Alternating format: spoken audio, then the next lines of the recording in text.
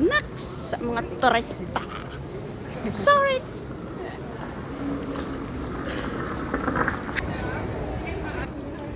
Diyan kami bibili ng food. Bili akong tubig. So dito guys, kailangan mong bumili ng sariling pagkain. No need to May buy kutsara kaya.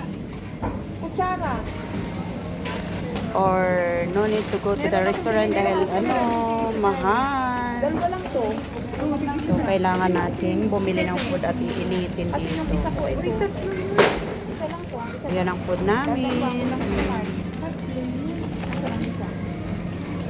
So yan. B. Ano nga yun, te? B? Anong B?